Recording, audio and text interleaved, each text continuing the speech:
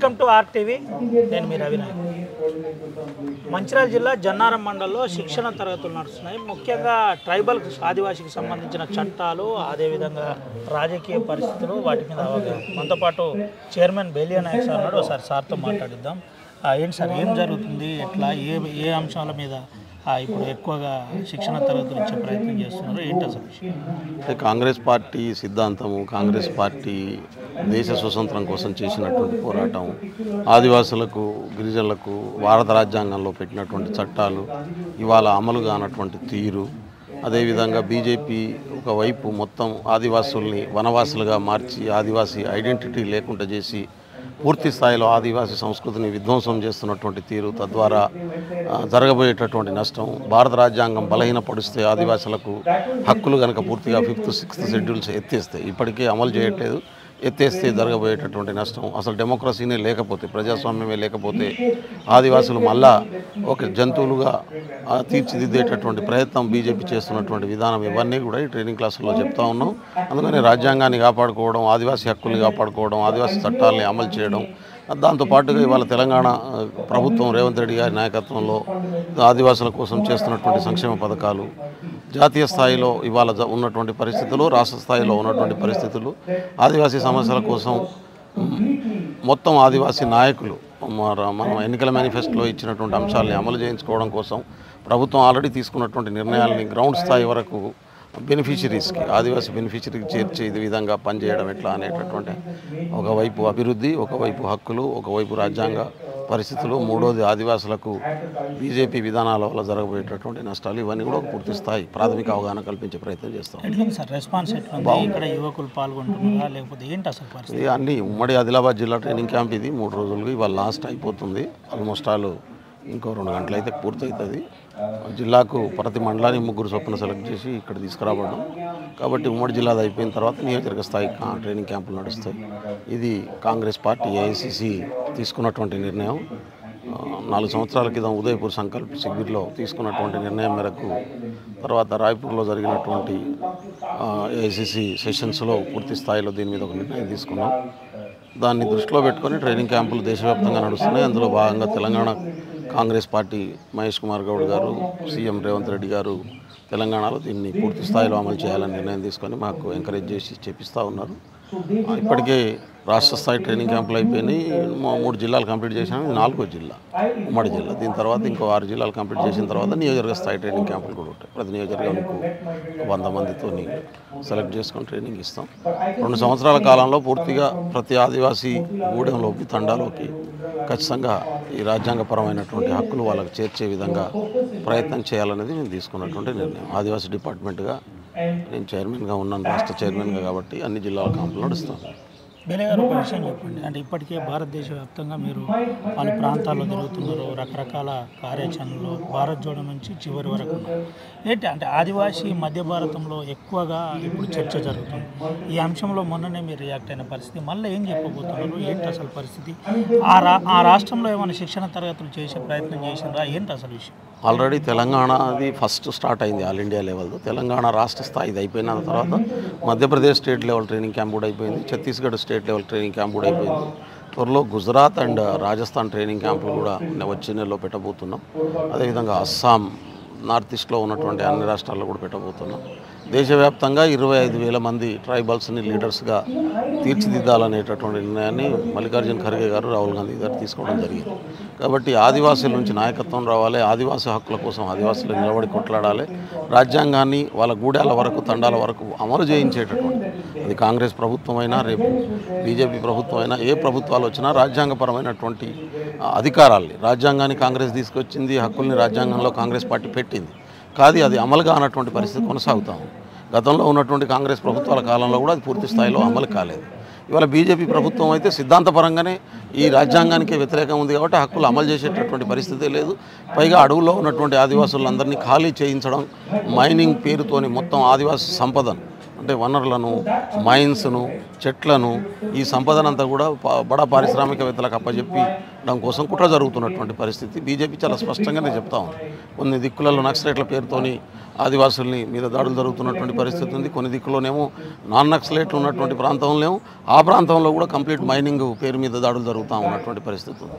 అందుకని ఈ ఆదివాసీ సమాజం తనను తాను రక్షించుకోవాలంటే నాయకత్వ లోపం ఉన్నటువంటి పరిస్థితిని కాంగ్రెస్ అధిష్టానం గుర్తించి రాహుల్ గాంధీ గారు ప్రధానంగా నాయకత్వం ఆదివాసుల నుంచి ఎదగాల్సినటువంటి అవసరం ఉంది. అది జాతీయ స్థాయిలో నాయకత్వం వహించగలిగినటువంటి స్థాయికి ఆదివాసులు తీర్చిదిద్దాల్సినటువంటి అవసరం ఉందని భావించే కాంగ్రెస్ సిడబ్ల్యూసీ తీర్మానం చేసి మరీ ఇవాళ దీన్ని మామూలు ప్రోత్సహించి నాయకత్వాన్ని తయారు చేసే బాధ్యతను పెట్టినటువంటి పరిస్థితి ఉంది. అందుకనే 2 సంవత్సరాల్లో 25,000 మంది ఆదివాసీ నాయకుల్ని రాజ్యాంగబద్ధంగా పనిచేసి ఒక పద్ధతి ప్రకారం ఆదివాసుల సమస్యలను పరిష్కరించుకునే లీడర్షిప్ డెవలప్మెంట్ కోసం జరుగుతున్నది. కాబట్టి మధ్య భారతదేశంలో కానీ ఈశాన్య భారతదేశంలో కానీ ఇవాళ మైతేయి కూకీ తెగల మధ్యన బీజేపీ తన స్వార్థం కోసం వైరుధ్యాలు సృష్టించి 2 తెగలు కొట్టుకొని వచ్చేటటువంటి మణిపూర్లో మైతేయి కూకీ తెగల మధ్యన దాదాపు 5,000 మంది ఒకరినొకరు చంపుకునేటటువంటి పరిస్థితులను సృష్టించారు. అంటే ఒకవైపు అదానికి సంపదను అప్పచెప్పడం కోసం జరిగినటువంటి కుట్రలో భాగంగా ఇవాళ బీజేపీ ఇటువంటి చిల్లర నీచపు రాజకీయ ఎత్తుగడలను అవలంబిస్తున్నటువంటి స్థితి ఉంది. మనం చూస్తూ ఉన్నాం. ఛత్తీస్గఢ్, మహారాష్ట్ర, తెలంగాణ బార్డరు, అదేవిధంగా పక్కనే ఉన్నటువంటి ఒరిస్సా బార్డర్లో నక్సలైట్ల ప్రభావం ఉంది. నక్సలైట్ల పేరుతో దాదాపు 25,000 ఆర్మీ ఇవాళ అక్కడ ఉన్నటువంటి పరిస్థితి ఉంది. ఇప్పుడు గత నెల క్రితం నక్సలైట్ పార్టీ డిక్లేర్ చేసింది, మేము చర్చలకు సిద్ధంగా ఉన్నాం అనేటటువంటి మాట, శాంతి చర్చలకు సిద్ధంగా ఉన్నాం డిక్లేర్ చేసింది. చాలామంది మేధావులు శాంతి చర్చలు జరపండి అని మాట్లాడుతూ ఉన్నటువంటి పరిస్థితి. నేను అంటున్నాను, నక్సలైట్లు ఉన్నారు కాబట్టి నక్సలైట్ల పేరుతోని ఆర్మీని పంపించింది. ఆర్మీ బార్డర్లో ఉండాల్సింది. జనరల్గా law and order problem maintain చేసేది పోలీసులు మాత్రమే. అయితే అది పోలీసుల వల్ల కావట్లేదు కాబట్టి ఆర్మీని దించినటువంటి పరిస్థితి. ఇవాళ వాళ్ళే చర్చలకు వస్తామన్నప్పుడు మనం ఆ చర్చ చేసి ఆ ఇష్యూని రిజాల్వ్ చేయొచ్చు. కాబట్టి ఒక దిక్కు నక్సలైట్లు ఇన్ఫార్మర్ల పేరుతోని ఆదివాసులను చంపుతున్నటువంటి పరిస్థితి ఉంది. రెండో వైపు ప్రభుత్వం నక్సలైట్లు అనే పేరు మీదతోనే ఆదివాసులను చంపుతున్నటువంటి పరిస్థితి ఉంది. 2 వైపులా ఆదివాసులు నలిగిపోతున్నటువంటి స్థితి ఉంది. అక్కడ మెయిన్గా ప్రభుత్వ ఉద్దేశం నక్సలైట్ సమస్య పరిష్కారం అయితే చర్చలతో పరిష్కరించవచ్చు. కానీ ఇవాళ చర్చలకు మేము సిద్ధంగా లేవని చెప్పి మన రాష్ట్రానికి సంబంధించిన 1-2 మంత్రులు ప్రకటించినటువంటి పరిస్థితి ఉంది. సరే, అది కేంద్ర ప్రభుత్వం అఫీషియల్ స్టాండ్ అని నేను అనుకోను.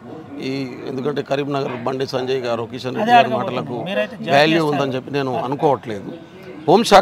కేంద్ర హోంశాఖ మంత్రి అమిత్ షా గారు కనుక అదే డిక్లేర్ చేస్తే, ఇవాళ రాజీవ్ గాంధీ గారు ప్రధానమంత్రిగా ఉన్నప్పుడు అస్సాంలో ఉన్నటువంటి వెపన్తో కూడుకున్నటువంటి చాలా ఆదివాసీ ఉద్యమ సంస్థలతో మాట్లాడి ఆ వెపన్ డౌన్ చేయించినటువంటి పరిస్థితి ఉంది. మణిపూర్లో కావచ్చు, అస్సాంలో కావచ్చు, చాలా సంస్థలు ఆయుధాలు వదిలేసినటువంటి పరిస్థితి ఉంది చర్చల ద్వారా. కాబట్టి భారత రాజ్యాంగం వెలుగులో మనం చర్చలు జరిపి ఆ సమస్యను రాజ్యాంగ పరంగా పరిష్కరించుకోవడం, వాళ్ళ ఆయుధాలు వదిలేస్తే రేపు ఈ సమస్య పరిష్కారం అవుతుంది. ఒకవేళ ఆయుధాలు వదిలిచ్చి నక్సలైట్ సమస్యని పరిష్కారం అయితే చర్చలు మొదలుపెట్టాలి. చర్చలకు వాళ్ళు సిద్ధంగా ఉన్నప్పుడు ఇంకా మేము ఆయుధాలతో పరిష్కరిస్తాం అనేటటువంటిది సరి అయినటువంటి విధానం కాదు. అందుకని నిజంగానే ఆదివాసుల రక్షణే ప్రభుత్వ లక్ష్యం అయితే చర్చ జరిపి ఇష్యూని రిజాల్వ్ చేయొచ్చు. లేదు, ఆదివాసీ ప్రాంతాల్లో ఉన్నటువంటి మైన్సే కేంద్ర ప్రభుత్వ లక్ష్యం. ఎందుకంటే 18 లక్షల మంది ఆదివాసులు నివసిస్తున్న ప్రాంతం అది. ఆ ప్రాంతాన్ని ఖాళీ చేయించి ఆ చెట్లను, గుట్టలను, ఐరన్ ఓర్ మైన్స్ అన్నీ కూడా అదానికి అప్పచెప్పాలంటే నక్సలైట్ల పేరుతోనే ఆదివాసులను ఖాళీ చేయించే కుట్రగా భావించాల్సినటువంటి పరిస్థితి వస్తుంది. కాబట్టి దీనికి సమాధానం కేంద్ర ప్రభుత్వమే చెప్పాలి.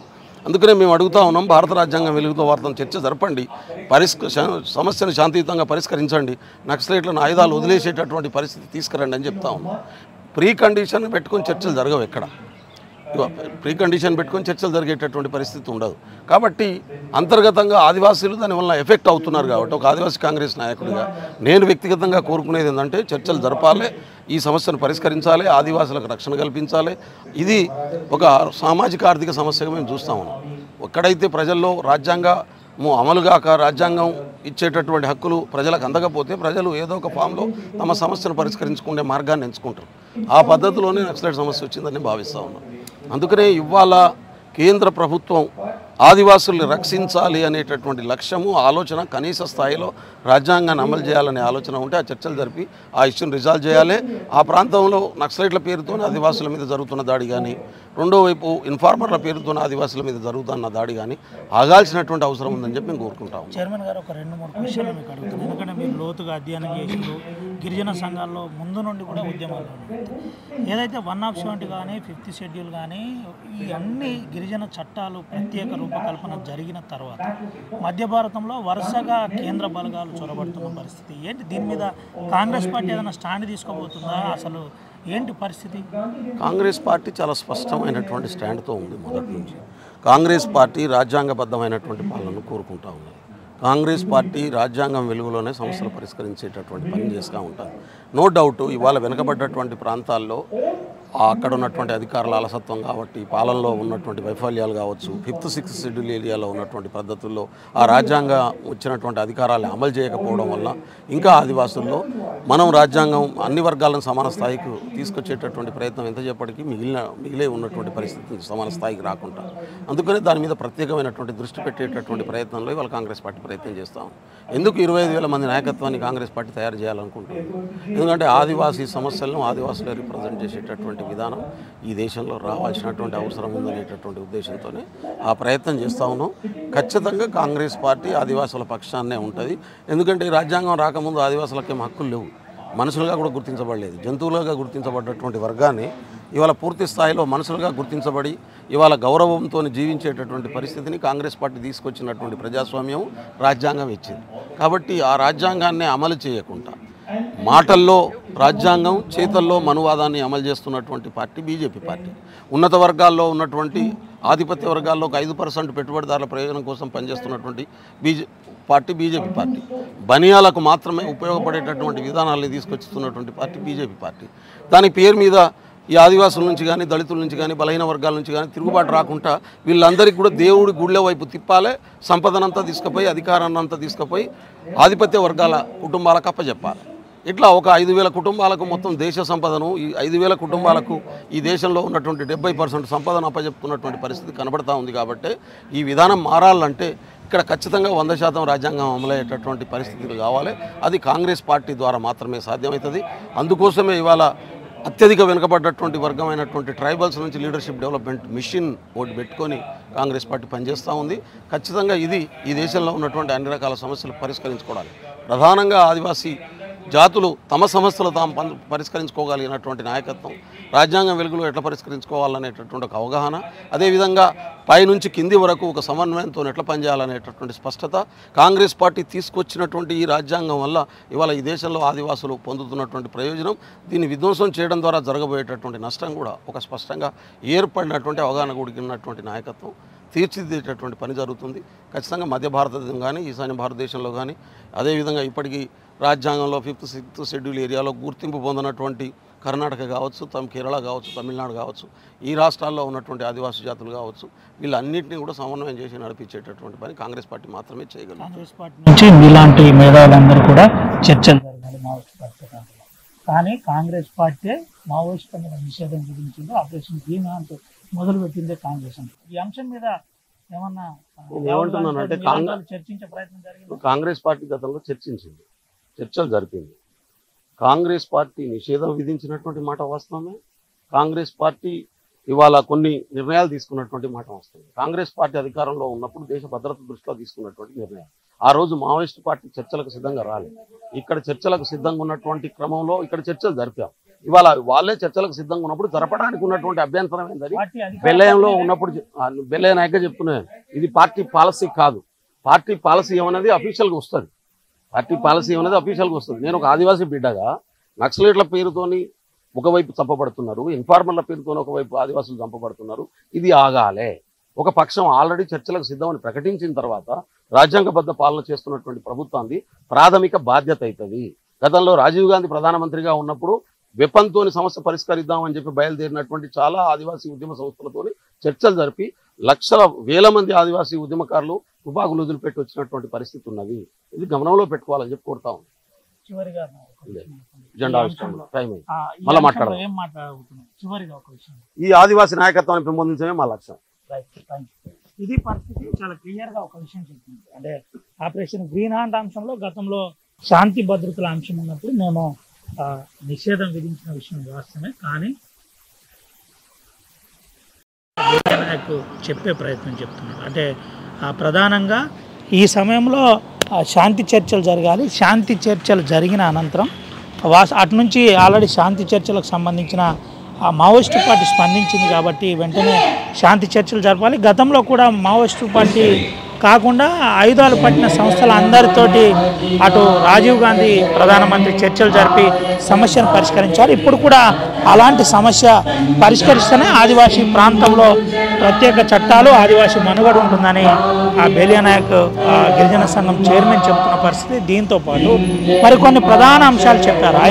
ఐరన్ ఓర్స్ కానీ, మైనింగ్స్ కానీ ఇవన్నీ కూడా సంపన్న వర్గాలకు, పెట్టుబడిదారి వ్యవస్థకు బీజేపీ పార్టీ కట్టబెట్టే ప్రయత్నం జరుగుతుంది. వెంటనే దీని మీద చర్యలు తీసుకోవాలని చెబుతూ దీని మీద స్పందించి వాస్తవికాలు ఆలోచించాలి. ఇదంతా కూడా బీజేపీ కావాల్సుకొని బీజేపీ ప్రభుత్వం చేస్తుందని చెబుతున్నారు. అదానీ, అంబానీ లాంటి బడా పెట్టుబడిదారులకు ఛత్తీస్గఢ్ లాంటి మధ్య భారతంలో ఉన్న ఐరన్ ఓర్స్, అదేవిధంగా మైనింగ్స్ అన్నీ ఇవ్వాలి, కట్టబెట్టాలనే ప్రయత్నం జరుగుతుంది. దీన్ని కాంగ్రెస్ పార్టీ వ్యతిరేకిస్తుంది. నేను గిరిజన బిడ్డగా చాలా స్పష్టంగా శాంతి చర్చలు జరగాలి, శాంతి చర్చల్లో ఆపరేషన్ తగార్ లాంటి అంశం ప్రధాన సమస్య పరిష్కరించి ఆదివాసీలను ఈ మనుగడ దెబ్బతినకుండా చూడాలని చెబుతున్న పరిస్థితి.